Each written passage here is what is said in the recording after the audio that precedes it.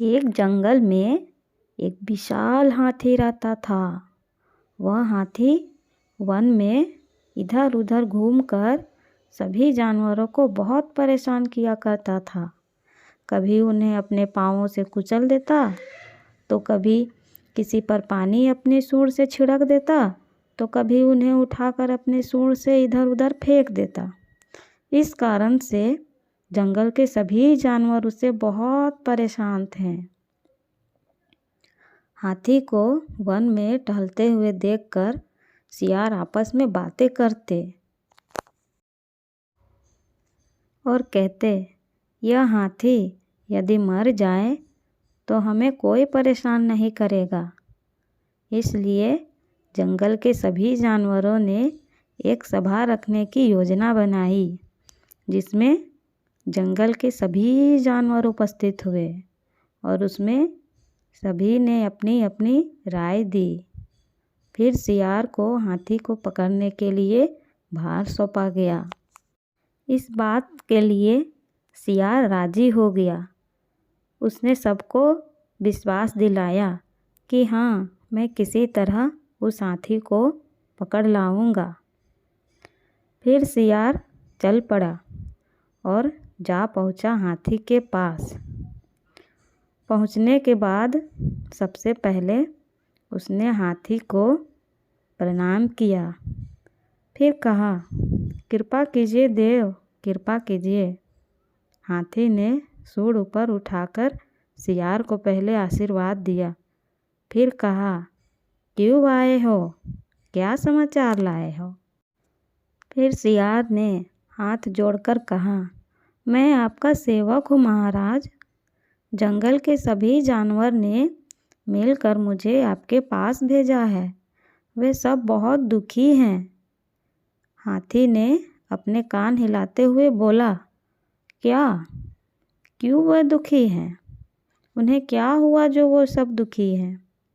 फिर सियार ने कहा, जिस प्रकार बरसात के बिना जीवित नहीं रहा जा सकता, उसी प्रकार राजा के बिना भी जीवित नहीं रहा जा सकता महाराज। हमारा कोई राजा नहीं है। सभी जानवर की इच्छा है कि आप हमारे राजा बने।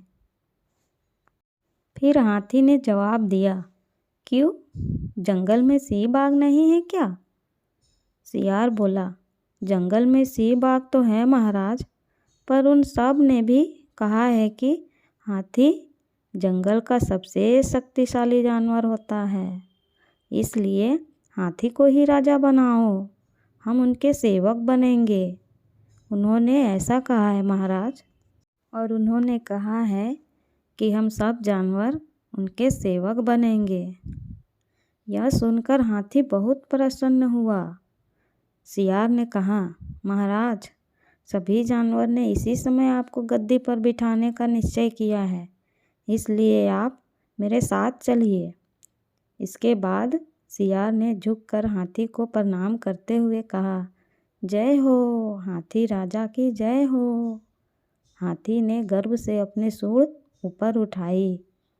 फिर हाथी सियार के साथ पीछे पीछे चलने लगा। सियार ने कहा, महाराज, जरा जल्दी जल्दी चलिए, मुहूर्त का समय कहीं बीत न जाए। चूँकि सियार को जंगल का लगभग सभी रास्ते अच्छी तरह से मालूम थी, इसलिए उसने पूर्ण चतुराई पूर्वक यह निर्णय किया कि उसे किस रास्ता से लाया जाए। तब उसने उस रास्ते का चयन किया जिस मार्ग पर एक भारी दलदल था, जो कि धूप के कारण दलदल के ऊपरी भाग का कीचड़ सूख गया था, पर उसके नीचे गहरा दलदल था। सियार को इस दलदल की जानकारी थी, इसलिए वह दलदल के सूखे कीचड़ पर हल्के हल्के पांव से चलते हुए निकल गया। फिर सियार पीछे की ओर देखता हुआ कि हाथी आ रहा है कि नहीं, यह सोचकर खड़ा हो गया और हाथी के आने का इंतज़ार करने लगा। क्योंकि सियार का वज़न भी काफ़ी कम था, इसलिए वह दलदल में नहीं फंसा। पर ज्यों ही हाथी राजा ने दलदल पर पाँव रखा, वैसे ही वह दलदल में फंस गया। अपने भारी वज़न के कारण हाथी दलदल में धंसता चला गया। वह ज्यों-ज्यों बाहर निकलने का प्रयास करता, त्यों-त्यों और गहराई में धंसता चला गया।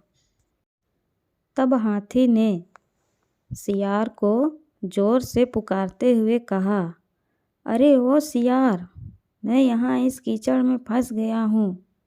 तुम्हें दिखाई नहीं देता है क्या? मुझे बाहर निकालने का कोई उपाय बताओ। तब सियार ने मन ही मन खुश होता हुआ बोला, अच्छा फंसा है, जो हुआ अच्छा हुआ, तुम्हारी कोई मदद नहीं करेगा अब। तब हाथी ने गुस्से से चिल्लाया, दुष्ट पापी। हाथी ने बहुत कोशिश की, पर वह दलदल से बाहर नहीं निकल सका और वहीं का वहीं रह गया। इसीलिए दोस्तों कहा जाता है, हमें किसी पर हद से ज़्यादा अत्याचार नहीं करना चाहिए, वरना कभी न कभी उसका नुकसान हमें स्वयं झेलना पड़ता है। अगर ये वीडियो आपको अच्छी लगी है तो चैनल को लाइक, शेयर एंड सब्सक्राइब करें and press the bell icon. Thank you so much for watching this video.